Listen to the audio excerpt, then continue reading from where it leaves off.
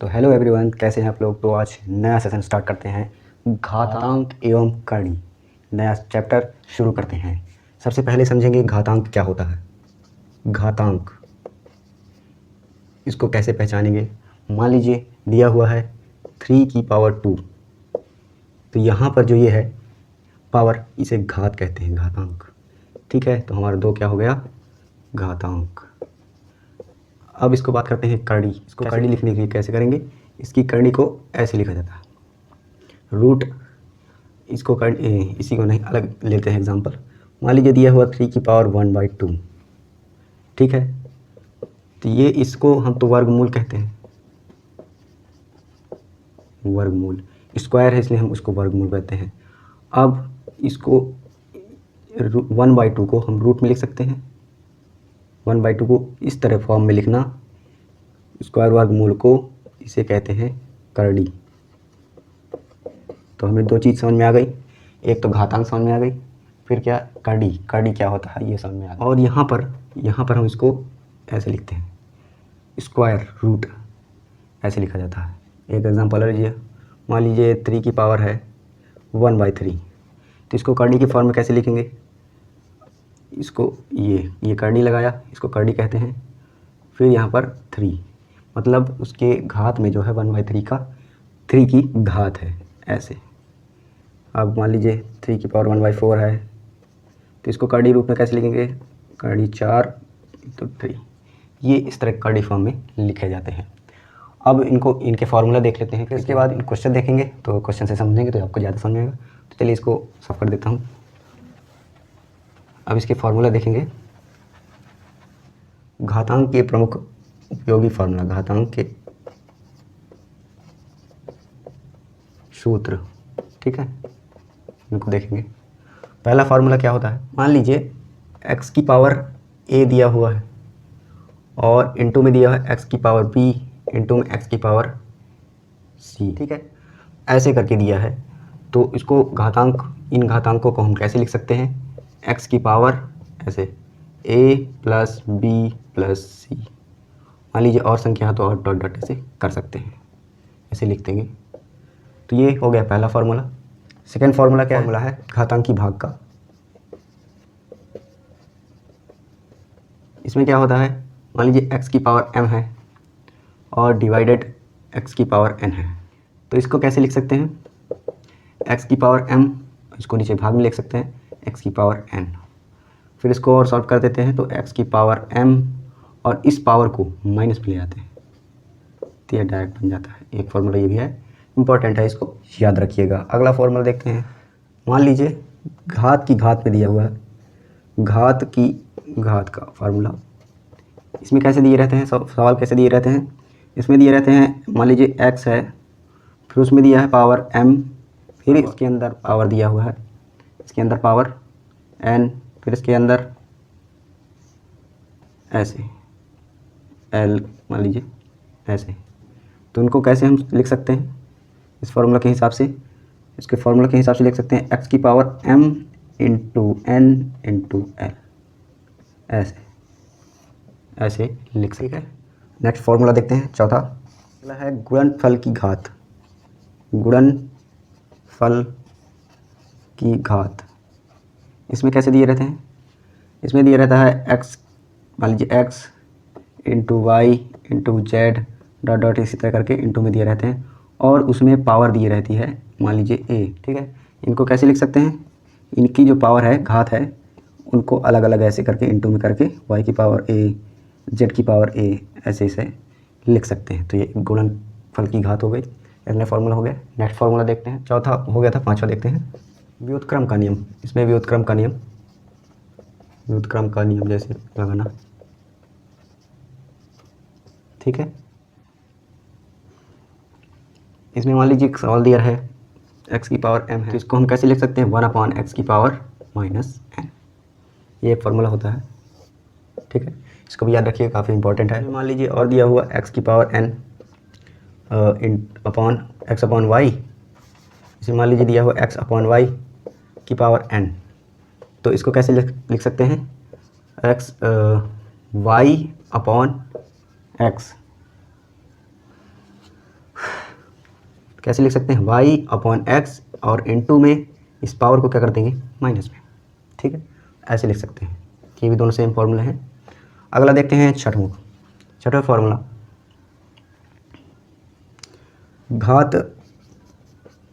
घात का शून्य होना। शून्य कब होता है, घात का शून्य होना कब शून्य होता है, जब किसी के घात में ऊपर घात में शून्य हो तो वहाँ पर इसका मान हमेशा एक ही आएगा। ठीक है, एक ही हमेशा उसका आंसर आएगा। किसी भी, चाहे जितनी बड़ी यहाँ पर संख्या हो, अंक हो, उसका अगर पावर में 0 लगा है तो हमेशा उसका आंसर एक ही आएगा। ये घात का शून्य का सूत्र हो गया।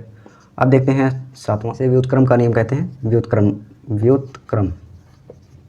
व्युत्क्रम का सूत्र, इसमें क्या होता है, x की पावर मान लीजिए n दिया हुआ है बराबर y दिया है मान लीजिए, तो इसको कैसे लिख सकते हैं, x बराबर और n की पावर को उधर ले जाएंगे तो बटे में आ जाएगी उसकी पावर 1/n।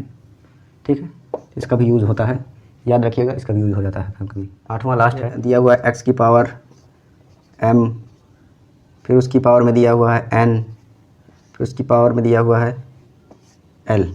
ठीक है, तो इसको हम क्या नहीं लिख सकते, इसकी ये x की पावर m मान लीजिए, फिर उसके पावर लगा दें n लगा दें, फिर उसके पावर लगा दें l लगा दें, तो ये इसके बराबर कभी नहीं होगा।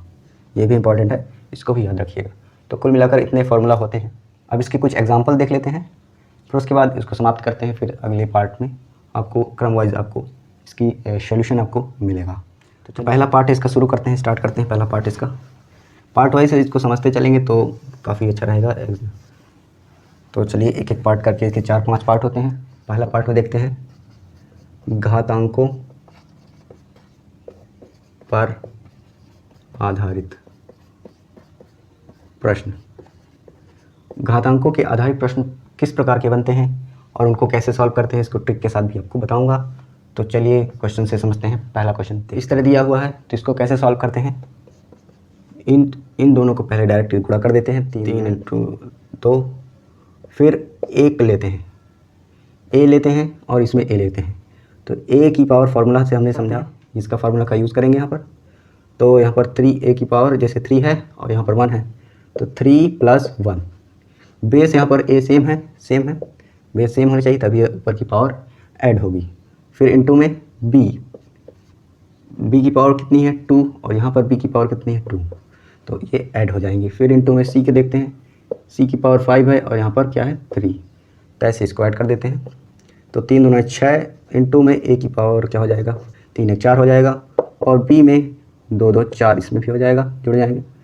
फिर c की पावर में 5 3 8 हो जाएगा। तो ये इसका सॉल्यूशन रहा। ऐसे इसको सॉल्व करते हैं इस फार्मूला की यूज़ से। ठीक है, अगला क्वेश्चन देखते हैं। ठीक है, इस तरह सवाल दिया हुआ है, इसको कैसे सॉल्व करते हैं। तो जैसे कि फार्मूला हमको पता है, क्या फार्मूला पता है, a की पावर m, ठीक है, और डिवाइड में दिया हुआ है b की पावर n। ठीक है, ऐसे तो इसको क्या लिख सकते हैं, a की पावर m/b की पावर n, इसको ऐसे लिख सकते हैं। तो इसी फार्मूला को उसमें यूज़ करेंगे और पावर्स की जो होंगी, जो सेम पावर होंगी, उसमें प्लस माइनस करके ऐसे कर देंगे। तो चलिए पहले लिख लेते हैं बटे में a² b की पावर 4 c की पावर 3 बटे 2ab² c²। अब जो सेम पावर होंगे उनको एक इसकी, और जो बेस है a, इसको तो एक बार कैंसिल कर सकते हैं, तो इसका आ जाएगा 1, ये भी कैंसिल हो जाएगा, 2 6 12 6 आ जाएगा। और इसमें b जो होगा एक बार कट जाएगा, तो यहाँ पर 2 आ जाएगा, 2 तो थे और 2 इसमें कट गए, 2 2 4, तो 2 ही बचा इसमें। और c में यहाँ पर 2 है, यहाँ पर 3 है, तो 3 कैंसिल हो जाएगा, एक c बचेगा। तो यहाँ पर हमको बचा 6, इंटू में यहाँ पर 1 बचा था इसकी घात, तो a बचा, और यहाँ पर इंटू में b की स्क्वायर बचा और c बचा। तो ऐसे इसको सॉल्व करते हैं। यहाँ पर हमने इसका यूज़ किया, सेम पावर होगी, उनको नीचे रख के काट देते हैं। ऐसे सॉल्व करते हैं। अगला क्वेश्चन देखेंगे। मान लीजिए इस प्रकार का क्वेश्चन दिया हुआ है, तो इसको कैसे सॉल्व करेंगे, तो चलिए बताता हूँ ट्रिक के साथ। तो सबसे पहले आपको देखना है, इसमें स्क्वायर आपको पता होना चाहिए, और स्क्वायर बनाने के लिए आपको, तो चलिए शुरू करते हैं कैसे स्क्वायर बनाएंगे। इसको पहले स्क्वायर बनाएंगे, स्क्वायर के हिसाब से गुणा भाग करेंगे, फिर इसमें जो फार्मूला लगेंगे उसको लगाएंगे। तो पहले इसमें देखते हैं 5 की पावर 1/4 लिखा हुआ है, ठीक है, इसको रहने दीजिए। पहले इसको सॉल्व कर लेते हैं, क्योंकि इसकी पावर में दशमलव में दी हुई है, तो इसको पावर दशमलव में इसको लिख सकते हैं 125 को। इसकी पावर को ऐसे लिखते हैं 25/100, ऐसे लिख सकते हैं क्योंकि दशमलव हटाएंगे तो नीचे 100 आएगा। अब इसको काट सकते हैं 4 से, 25 चौक 25 से, 25 चौक 100, सॉरी 25 से काटेंगे तो इसको 25 से करना 25, 25 चौक 100, 4 से ये कट जाएगा। अब 5 की बटे 1/4 ये लिखा, इसको लिख रहने दीजिए। इस 125 इसको लिख दीजिए और इसकी पावर कितना हो गया 1/4। अब इसको कैसे लिख सकते हैं, 125 को 5 गुणे 5 गुणे 5 इस तरह करेंगे तो 125, 3 बार 5 को गुणा करेंगे तो 125 होता है, हम जानते हैं। 5 इसको लिखा रहने दीजिए अभी। अब इस 125 को हम क्या लिख सकते हैं, वो 1 2 3 बार 5 का गुणा कर सकते हैं तो इसको लिख सकते हैं 5। अगर इसको पावर में लिखना चाहें इसको ऐसे लिख सकते हैं 5 की पावर 3, 1 2 3 इन पावर को जोड़ देंगे तो पावर 3 बन जाएगी। तो पावर 3 फिर इंटू में पूरे की पावर क्या दी हुई है 1/4, ये तो दिया हुआ है। अब इन दोनों पावर का यूज़ करेंगे, इन दोनों पावर को एक साथ पहले लिख लेंगे, दोनों पावर को फॉर्मूला के हिसाब से। फिर इस 5 को और इस गुणे में इस 5 को एज इट इज़ लिख देते हैं। फिर इसके बाद इसको लिखने के बाद इसका मल्टीप्लाई कर सकते हैं। तो 5 की मल्टीप्लाई न करिए, 5 की पावर इधर 1 है, इसको मल्टीप्लाई न करिए, इस 5 की पावर 1 है और इधर 5 की पावर 3 है। तो 5 की पावर 1 और 3 को क्या जोड़ सकते हैं फॉर्मूला के हिसाब से, 5 की पावर 3 + 1 = 4 और पूरे की पावर 1/4 दिया हुआ है। फिर इसको लिख सकते हैं 5 की पावर 4 और इंटू में दिया हुआ है 1/4। अब इसको 4 से 4 कैंसिल कर सकते हैं, ठीक है। तो अब क्या बन गया, केवल 5 बचा। तो यही हमारा क्या है आंसर। ऐसे इसको सॉल्व करते हैं। सबसे पहले इसको दशमलव को इसको हमने हटाया, फिर उसके बाद काटा, फिर उसके बाद 125 को हमने गुणनखंड में लिखा, फिर गुणनखंड की उसको पावर में लगाया, पावर में ऐसे लिखकर इसकी पावर को सेम है तो इसलिए पावर सेम होने के कारण इनको इस प्रकार लिख सकते हैं। इसको लिखने के बाद इन पावर को जोड़ देंगे, जोड़ने के बाद काट देंगे, पावर को काट देंगे तो हमारा कितना आ गया आंसर 5। यही इसका आंसर है। तो आज के लिए इतना ही, मिलते हैं नेक्स्ट वीडियो पर। आशा करता हूँ वीडियो अच्छे लग रहे होंगे तो चैनल को सब्सक्राइब कर दीजिए, लाइक करिए और ज़्यादा से ज़्यादा शेयर करिए। और कोई भी डाउट है तो आप कमेंट बॉक्स में बता सकते हैं।